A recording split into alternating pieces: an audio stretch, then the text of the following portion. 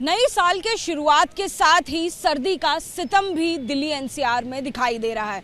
तस्वीरें मैं इस वक्त आपको दिखा रही हूँ सेंट्रल दिल्ली के इंडिया गेट के पास की, और ये कर्तव्य पथ आप देख रहे हैं जहाँ पर पर्यटकों की भीड़ आपको नए साल के जश्न मनाने के रूप में नजर आएगी। सुबह से ही लगातार लोगों के आने का सिलसिला यहाँ पर शुरू हो गया है।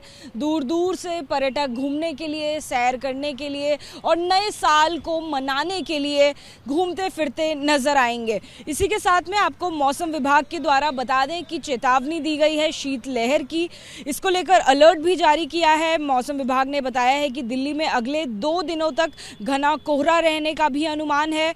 मौसम की मार परिवहन सेवाओं को भी देखने को मिल सकती है।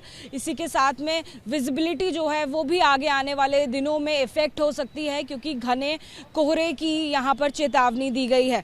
इसी के साथ में देखिए आपको बता दें, जो मिनिमम टेम्परेचर आज रिकॉर्ड किया गया है, ये ताज़ा टेम्परेचर आपको बता दें कि 10 डिग्री सेल्सियस, वहीं अधिकतम तापमान 15 डिग्री सेल्सियस रिकॉर्ड किया गया है।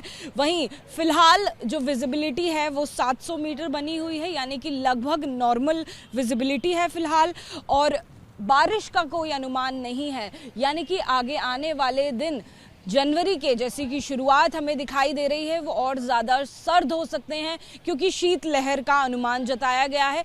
न्यूनतम तापमान जो फिलहाल 10 डिग्री सेल्सियस है, आने वाले हफ्ते में 6 डिग्री सेल्सियस तक पहुंच सकता है, यानी कि न्यूनतम तापमान में गिरावट देखी जा सकती है। घना कोहरा हो सकता है।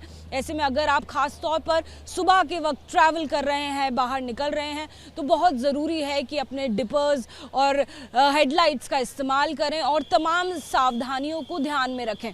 एक बार तस्वीरें मैं आपको फिर से दिखा देती हूँ कर्तव्य पथ की, क्योंकि ये तस्वीरें कम देखने को मिलती हैं।